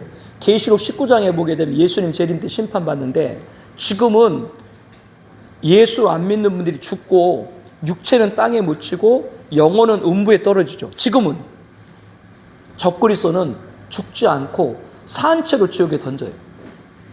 계시록 19장에 보게 되면 아주 잔혹하게 마지막. 그래서 이자의 이름이 방금 말한 대로 사망이고 이자가 가는 곳마다 뭐가 뒤따른다? 음부가 뒤따른다. 그러니까 이자가 가는 곳이 뭐예요? 음부고 이자를 따른 자가 음부인 거예요. 절대 배교에 빠지면 안 되는 거예요. 지금 계속 강조되고 말씀이 있죠. 그 말씀입니다. 자, 5장에 보게 되면 순교자가 나옵니다. 순교자가 나오는데 다섯째 인을 띄면 순교자가 나오는데 신수교자 하는 말이 뭐냐면 하나님한테 말씀을 드리는 거예요. 빨리 우리 핏값을 갚아달라고 얘기해요. 저 목사님 여보 교제 좀 드리지. 여보 그 교제 좀 드려야지. 왜? 사모님도 같이 드리세요. 오셨는데 예 드리세요 두 분 다. 아니 그 드려야지. 거기 펴드려야지 어디 하시는지. 예 거기 좀. 네. 순교자들이 자기 핏값을 빨리 갚아달라고 이렇게 하나님 앞에 그 자기의 신원을 갚아달라고 이렇게 호소를 드려요. 그러니까 하나님이 뭐라 그러냐면 조금만 기다려라 너희 동무들. 순교자의 동무는 누구예요? 순교자죠. 그의 피가 차기까지. 이 말은 바꿔 말하면 지금 이 세상이 악인들은 오히려 번성하잖아요. 의인들은 고통받잖아요. 시편 몇 편이 지금 제가 잠깐 생각이 안 나는데 100 몇 편 같은데 시편 말씀 보게 되면 악인들이 이 세상에서 잘 먹고 잘 살 뿐 아니라 죽을 때도 평안히 죽어요. 엘랭둘롱 아세요? 엘랭둘롱? 저를 보면 생각이 나잖아요. 왜 이렇게 분위기가 엘랭둘롱 못 들으셔봤나 봐요? 전혀 뭐 말 같지 않다. 엘랭둘롱이 지금 살아있어요. 100세 이렇게 되셨는데 이분이 나이가 이제 많이 드시니까 이부몽땅 죽었을 때 아마 그때 공개석상 나오고 그 후로 아마 안 나온 걸로 제가 알고 있는데 이부몽땅 돌아가신 지 굉장히 오래됐는데 근데 이분이 너무 나이가 많으니까 힘드신 거예요. 근데 이분이 그 국적이 프랑스잖아요. 그 파리에 가보면 그분 사는 집 있어요. 거기 보여주는데 뭐 들어가 볼 수가 있나. 그래서 그 정부에다가 신청을 했어요. 안락사를 해달라고 그 신청을 했어요.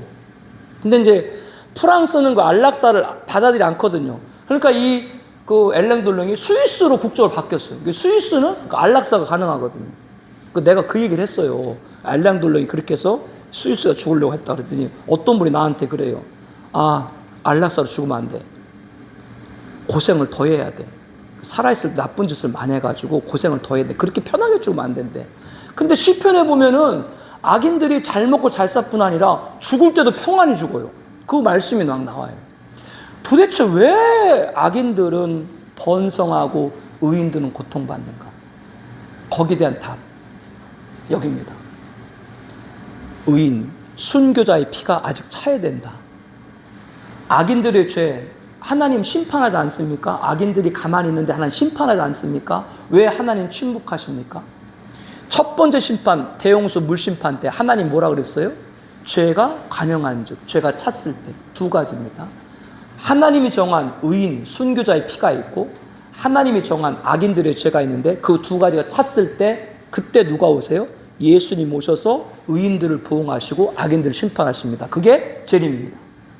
순교자는 그걸 말하는 거예요. 즉 이 말씀 뭐냐면 계시록에 와서 순교자의 호소를 얘기하는 건 지금 시대에도 예수님 복음 전하다가 순교하신 분이 계시죠. 지금 시대에도요. 지금 시대에도 순교한 분이 계시고 우리가 앞서 공부한 종말 7년 시대가 있다고 했잖아요. 그 7년 환란 들어서 그때 적그리스도의 정체를 폭로하고 진리를 사수하는 그러한 주의 종들이 있다 그랬죠. 아까 그 10마리요. 이들이 마지막에 충원되어야 될 순교자입니다. 그러니까 이 순교자까지 채워져야 누가 오시는 거예요? 예수님 재림합니다.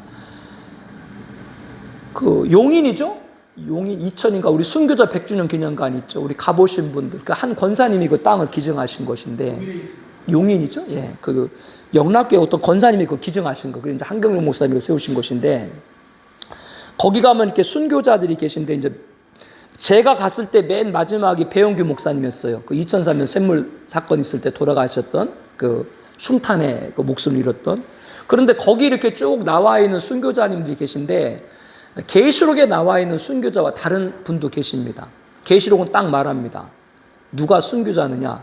예수 이름 증거와 하나님 말씀 때문에 목배임을 당한 자가 순교자입니다. 그런데 거기에 있는 그 순교자분들 가운데는 사실은 뭐 비전 트립이라든가 이게 선교를 갔다가 어떤 불의의 사고로 목숨을 잃은 분도 계시죠. 우리가 근데 그분을 말할 때 뭐라고 해요? 그냥 우리가 순교자라고 말은 하지만 성경에서 말하는 순교자는 아닐 수 있어요. 그럼 단 하나, 여기서 하나? 그러면 이 얘기를 우리가 교회에서 할 때 성도님들한테 우리가 이 얘기를 할 때 예수 이름 증거와 하나님 말씀 때문에 목배임을 당한 그분들이 순교자다 이렇게 얘기를 드리면 성도님들한테 그게 받아들이기가 쉽지 않겠죠. 이 목숨을 잃어야 되니까. 그럼 단 하나. 예수님의 12제자가 다 대부분 순교를 하셨거든요. 다 순교, 딱 한 사람. 이 바로 계시록의 저자 요한. 전승에 의하면 그 요한을 예수 증거를 했으니까요. 그 요한을 잡아다가 끓는 가마솥에 넣었는데 죽지 않고 살았다. 이게 이제 레전드 전승인데 그래서 이제 반모습이 유배했다 이제 이렇게 얘기를 하거든요. 근데 요한은 여러분이 그 성경을 보신 것처럼 알겠지만 그가 순교당한 건 아니잖아요. 근데 거기에 딱 뭐라고 나와 있냐면 그가 순교당한 건 아니지만 뭐라고 계시록에 나와 있냐면 예수 이름과 하나님 말씀 때문에 내가 반모섬에 유배됐다. 이 말은 바꿔 말하면 목숨을 예수 이름 때문에 해안받는 것도 순교자지만 우리가 지금 앞에 쭉 얘기한 것처럼 끝까지 예수 이름 배반하지 않고 일생 동안 끝까지 예수 이름 배반하지 않고 예수 이름 증거한 사람도 살아서 순교자의 바늘을 이룰 줄 모르는 이거는 단정을 못해요. 그러나 사도 요한을 봤을 때 충분히 이것은 가능하다. 그래서 우리가 12제자를 알고 있잖아요. 알고 있는데 나 12제자 이름을 다 못 외워요. 나보고 실력 없다고 얘기하지 나 다 이름을 못 외워요. 그 12제자를 사도라고 말하는데 근데 12제자 말고 그 이후에 대표적으로 바울 같은 경우는 예수님 부활승천 이후에 예수님 만났잖아요. 근데 그 만났어도 바울은 스스로 자기를 뭐라 그래요? 사도. 그래서 12 제자가 아니더라도 방금 말한 바울이나 또 누가나 마가나 이런 사람들을 사도의 반열에 넣거든요. 근데 그분들은 다 순교를 안 하신 분도 계시거든요. 그래서 이걸 볼 때 우리 성도님들한테 이제 도전을 드릴 수 있는 것은 목뱀을 당하는 것, 그게 순교인 게 분명하죠. 예수 이름 증거 때문에요. 그러나 지금 우리가 살고 있는 시대를 봤을 때 마지막까지 예수 이름 배반을 한다는 거, 이건 쉬운 일이 아니라는 것이죠. 그에게 하나님 어떻게 보면 순교자의 반열에 들어서게 될지도 모르죠. 그러면 순교자의 반열에 들어서면 도대체 뭐가 다른가? 이렇게 말할 수 있어요. 다릅니다. 뭐가 다르냐? 예수 믿으면 똑같이 구원받는 건 분명합니다. 다 예수 믿으면 구원받습니다. 그러나 평범하게 주일 성수하고 예수 믿은 분과 자기 목숨의 해함을 받아가면서까지 예수 이름을 위해 살아간 사람이 상급은 다르다는 것이죠. 아까 계시록 4장에 하늘 보좌가 있다 그랬죠. 그리고 계시록 20장에 보게 되면은 이 순교자가는 보좌들이 있다라고 말했습니다. 신보좌에 하나님께서 악인들을 심판하시는데, 여러분 생각할 때 하나님이 그 인류 역사 가운데 수많은 악인들 한 명 한 명을 심판하겠어요? 하나님 좌정하신 보좌가 있고 그 좌우에 바로 그 순교자의 보좌들이 있는데, 그 순교자들이 그 자리에 앉아가지고 그 순교자가 누구 때문에 목숨을 잃었어요? 악인 때문에 목숨을 잃었죠. 악인에게 심판하는 권세를 그들에게 주는 겁니다. 계시록에 나와 있는 말씀이에요. 주님께서도 말씀할 때 12 제자에게 뭐라 그랬어요? 12 보좌에 앉아서 12 고을을 다스릴 권한을 주겠다. 그거를 여러 가지 각도로 해석할 수 있는데요, 우리는 계시록과 연결을 그렇게 해석한다고 하는 것이죠. 다른 겁니다, 순교자는. 예. 그래서 저와 여러분들에게 순교의 영광의 자리가 올지 모르겠어요. 그 누구 어떤 청년하고 얘기하는데, 목사님 제가 그 순교를 하면 순교를 하겠는데 그냥 깨끗하게 총 한 방 맞으면 그냥 끝나면 그냥 순교를 하겠는데, 그 이슬람 같은 집단의 그 모진 고문을 이런 걸 당할 때 그때 제가 끝까지 예수 이름 배반하지 않을까. 우리 조금 안타까운 얘기입니다만은 고 김선일 씨 아시죠? 예. 첫 번째 그 유일신, 성전과 유일신, 그게 나중에 그게 된 게 아예스입니다. 그 집단의 그 원조가 그 유일신과 성전입니다. 거기 참 이제 너무 아픈 얘기죠. 가슴 아픈 얘기인데, 이제 목숨을 잃었는데, 그거 뭐 방송 본반은 다 봤죠. 뭐 일반 방송성 다 화면 처리했습니다만은 그 이제 다 돌아가면서 봤는데, 그게 어쨌거나 그분이 신학교를 다니셨죠. 짧게지만 신학교 다니셨고, 또 중동 관계 그 아랍어도 배우면서 또 선교 목적을 쓰였는데, 거기 이렇게 참수를 당했잖아요. 그때 이제 영어로 말했어요. 죽으면서 영어로 말했는데, 이렇게 영어, 한국말도 하고 영어도 말했고, 영어 이렇게 문장을 보면 나는 살고 싶습니다. 난 제발 살려주십시오.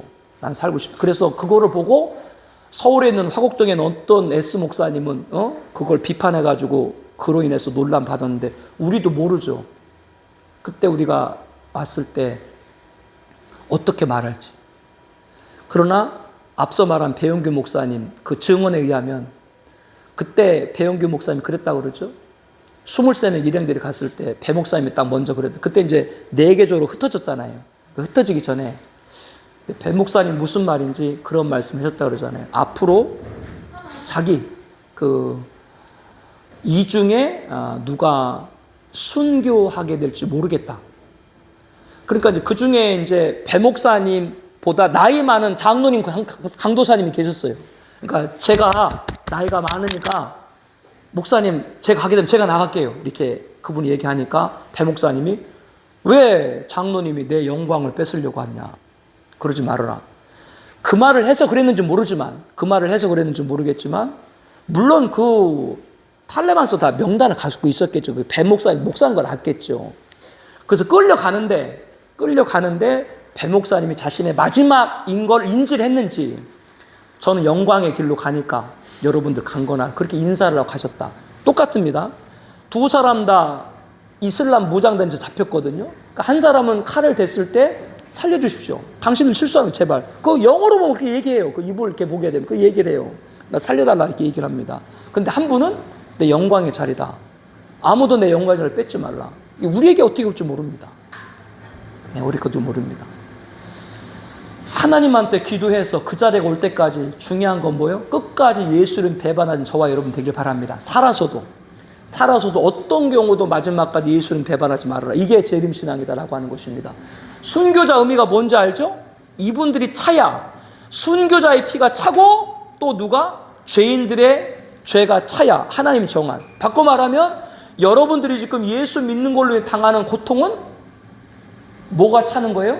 순교자의 피와 함께 차는 거니까 여러분 고통도 감사함에 받길 바랍니다. 근데 이게 아멘이 잘 안 나오죠 여기서. 네, 이게 지금 우리 현실하고 부딪히는 거예요. 그래서 이 부분들을 지금 우리가 이제 종말론 계시록을 쭉 하고 있는데 이런 부분을 잘 말씀을 계시록 하다 보면 이게 지금 우리에게 좀 오고 있구나라고 하는 걸 이게 보여요. 저는 뉴스라든가 이런 걸 보면 물론 뭐 종말론 하고 있기 때문에 그렇지만 이렇게 뉴스를 보면 이게 재림의 발걸음이 여기까지 왔고 이게 이렇게 보여요. 이 부분입니다. 그다음에 마지막 6번째는 이건 뭐냐면 지구 완멸입니다. 그러니까 이 세상에 예수님 재림, 지구 완멸. 여기서 여러분이 조심해야 될 게 뭐냐면 뭐가 다르냐? 리뉴얼, 갱신, 엔드, 끝. 즉 아까 계시록을 실제로 안 보고 상징으로 본다라고 말하는 분들 있죠. 그렇게 말하시는 분들은 이 지구가 그분들은 뭐냐면 이 지구가 갱신되어서 천국 된다. 이런 얘기를 처음 듣는 분도 계신데 계시록을 상징으로 보는 분들은 천국 인정하지 않습니다. 네, 죄송한 얘기입니다. 그분들은 이 세상이 천국이라고 말합니다. 물론 이것이 모든 목사님이 그런 건 아닙니다. 근데 계시록을 그냥 실제 종말이 있을로 안 보고 상징으로 있는 분들, 신학자, 원래 그 신학자들의 주장을 보게 되면 그분들은 천국 없어요. 없습니다. 이 세상이 천국입니다. 이 세상이 좋은 세상이 될 거다라고 얘기합니다. 즉 어떤 의미냐면 지금 저와 여러분 예수님 믿었죠. 저와 여러분 예수님 믿었으니까 우리 마음 안에 예수님 계세요 안 계세요? 우리 마음에 예수님 계시죠. 이게 예수님 재림이다. 지금 말하고 있는 역사적 앞으로 어느 날 어느 시에 예수님이 이 지구로 다시 오실 것이다. 이게 역사적이라는 거거든요. 그 역사적인 건 사실 인정하지를 않고 지금 우리 안에 예수님 계신 게 그게 예수님 재림이고 이 세상이 바로 방금 말씀한 대로 좋은 세상으로 변화되는 것이 바로 그것이 바로 천국이다. 이것이 갱신을 주장하는 분들 얘기고 이 세상이 종말론적 공존이다라고 얘기하는 것이고 엔드는 뭐냐면 이 세상은 죄로 더럽혀졌죠. 하나님은 죄의 심판이 있습니다. 이 세상 흔적도 없이 사라진다. 이 세상은 완전히 심판당하고 새롭게 에덴의 회복인 천년왕국이 조성된다.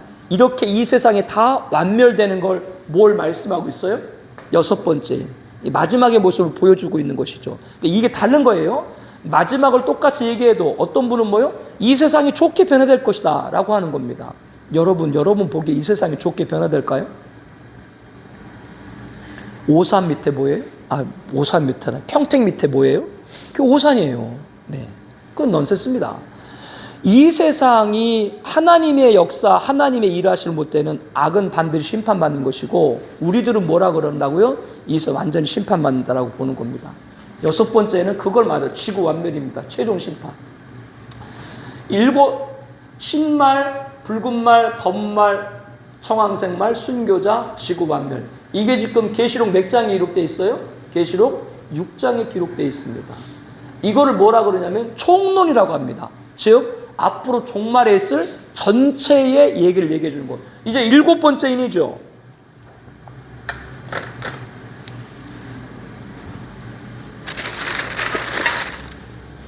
여기서 조금 혼돈하시면 안 돼요. 7번째 인이죠. 근데 7번째 인은 띄면서 바로 뭐냐면 7 나팔이에요.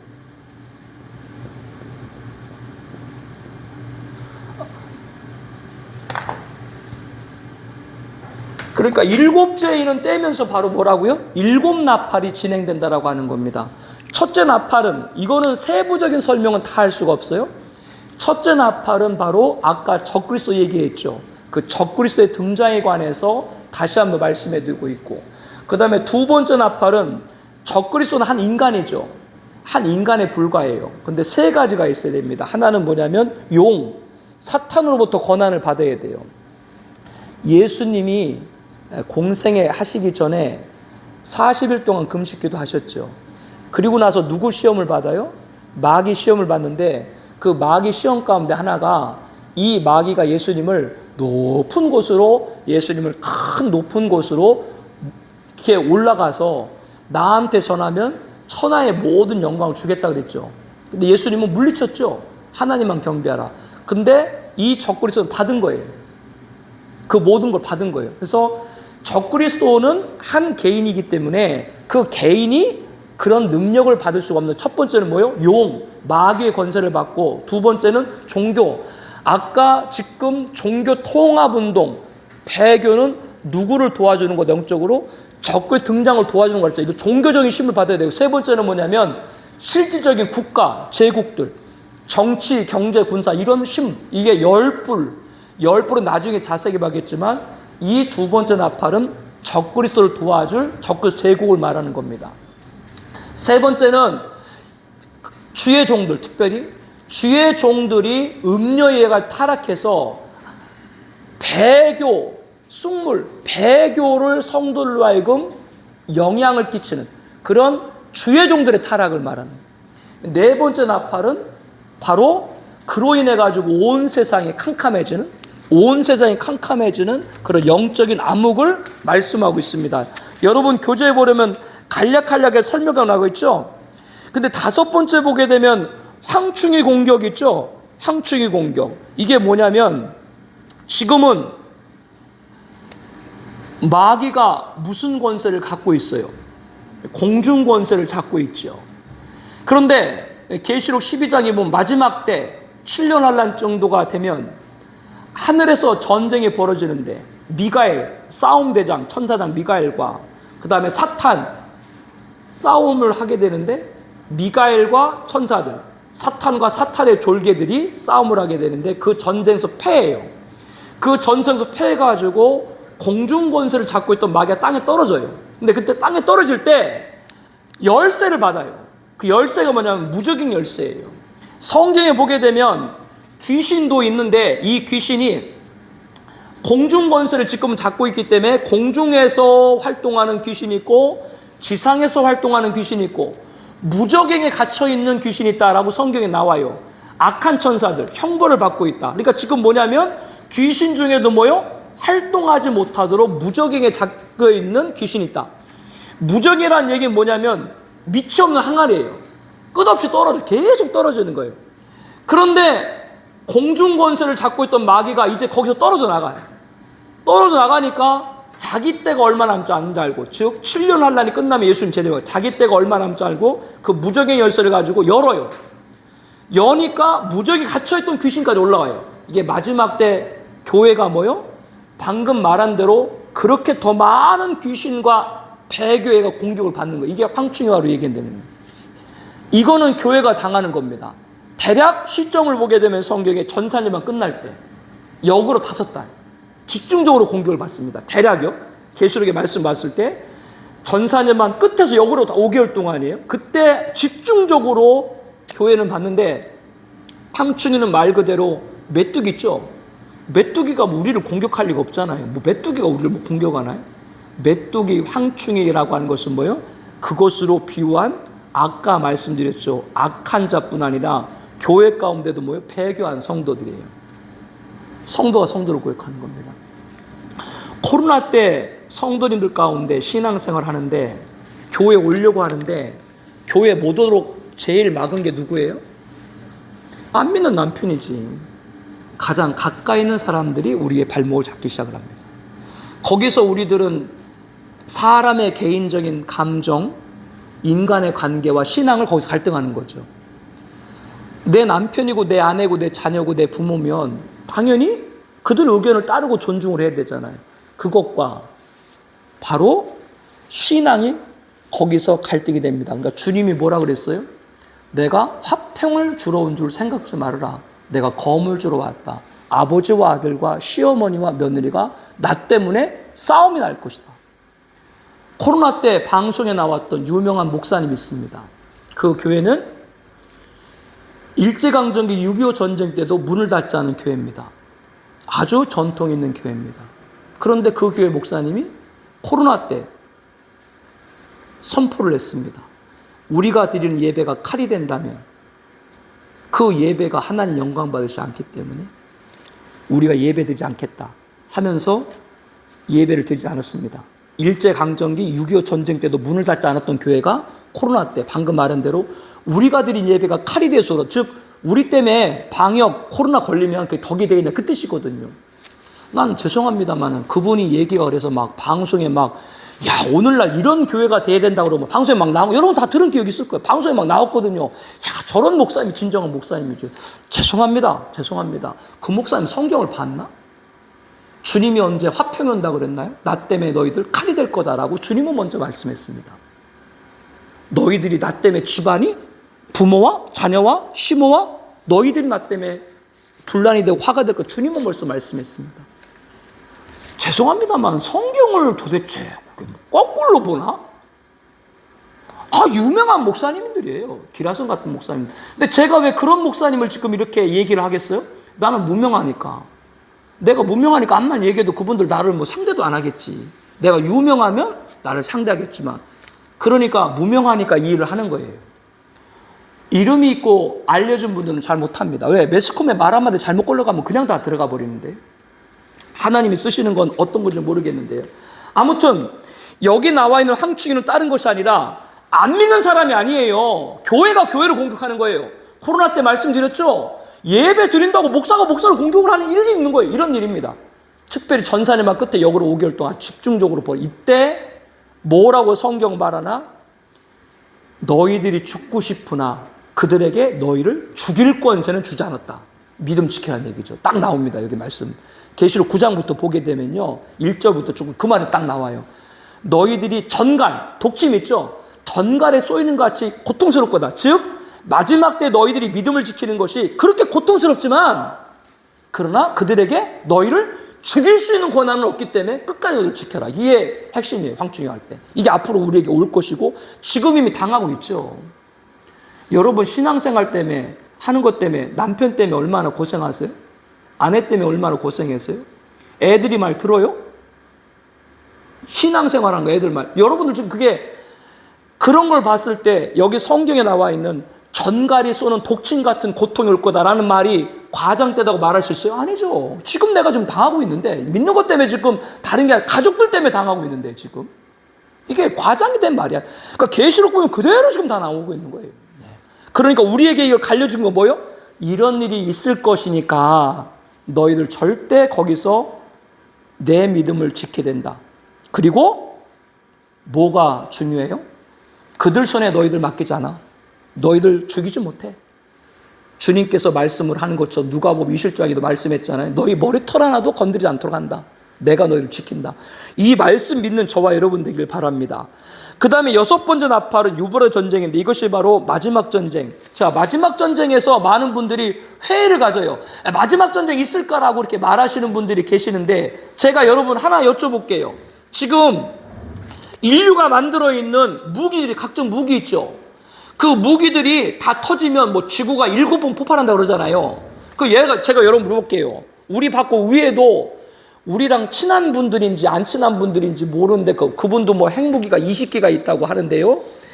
그러면 여러분들이 생각하기에 전 세계가 지금 갖고 있는 무기들이 다 터지면 뭐 지구가 7번 터진다고 얘기하는데, 이 모든 지구가 갖고 있는 무기가 군축 협상 이런 걸 통해서 없어질까요? 이 무기가 왜 있을까? 다른 것이 아니라 인류가 갖고 있는 무기는 인류 스스로 패망에 쓰이게 됩니다. 그게 마지막 전쟁입니다. 지금 모든 무기가 없어질 것이다? 안 그렇습니다. 칼을 쳐서 보습을 만들고 낫을 쳐서 창을 만들고 다시는 전쟁 연습이고, 그 나라 어떤 나라요? 예수님 재림하셔서 천년왕국도 이루어질 나라지.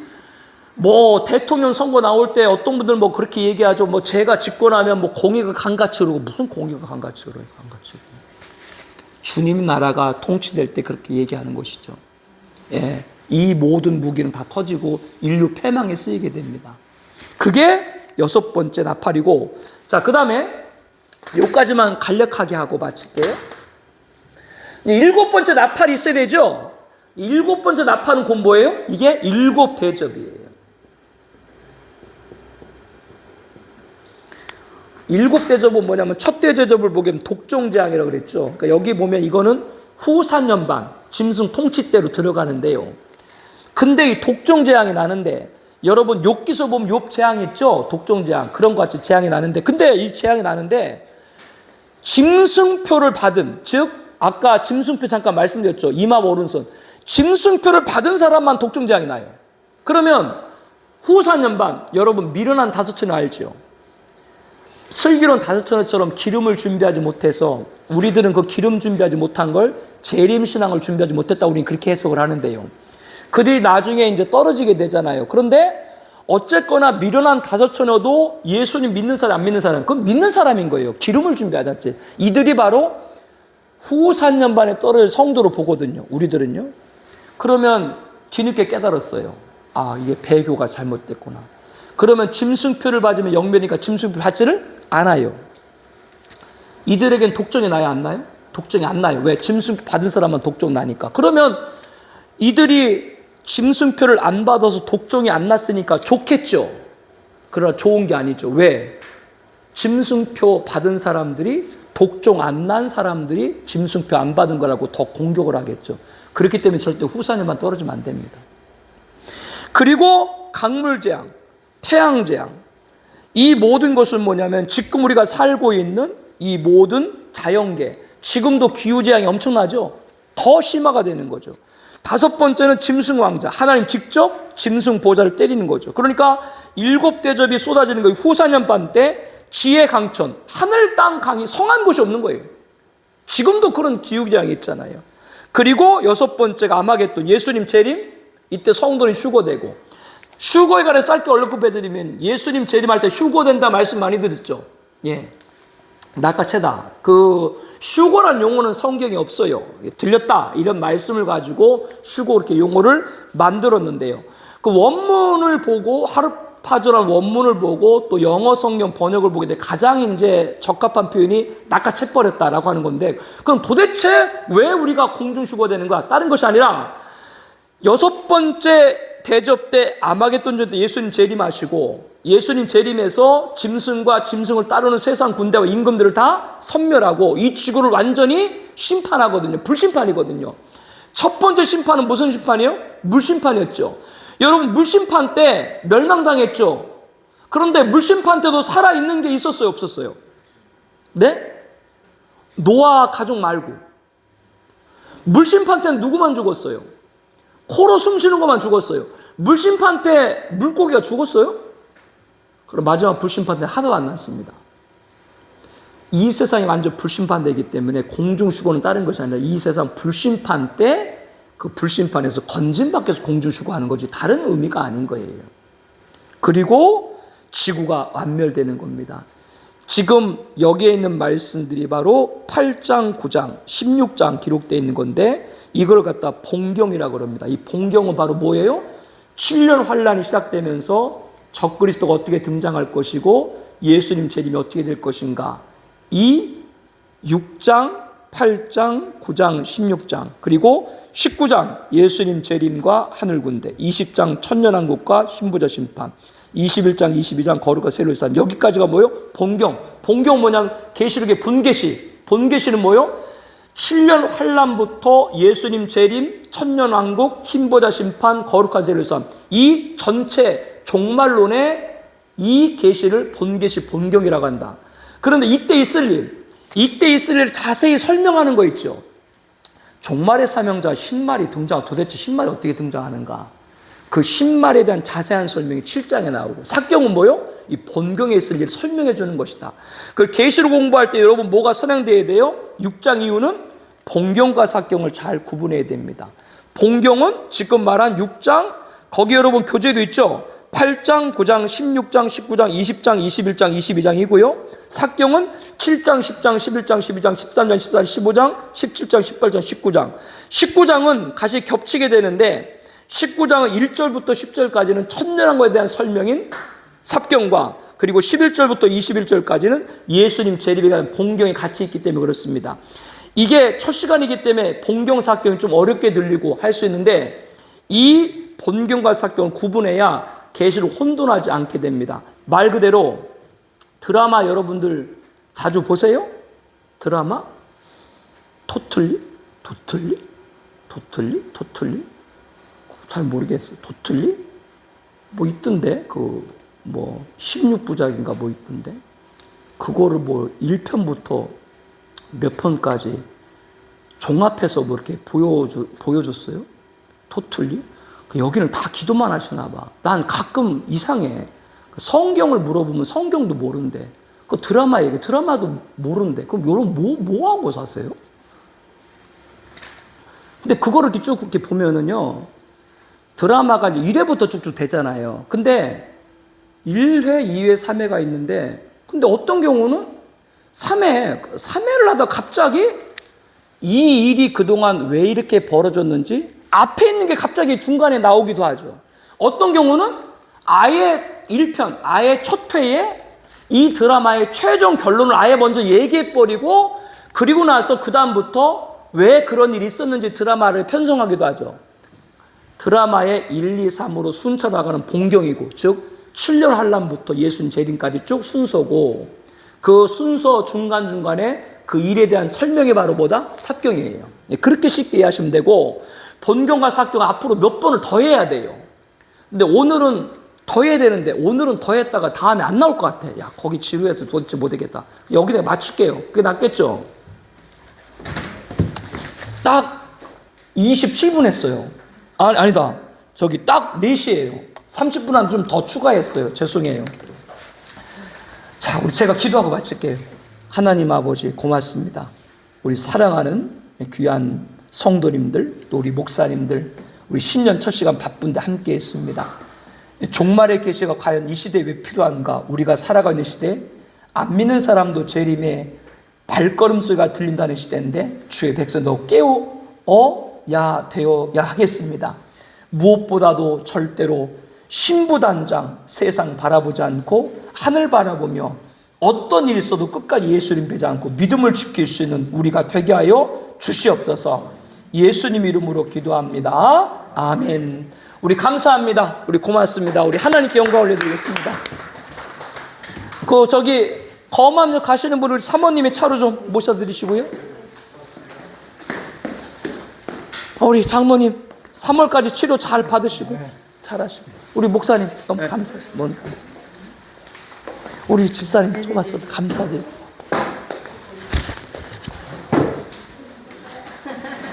오늘 힘드셨죠?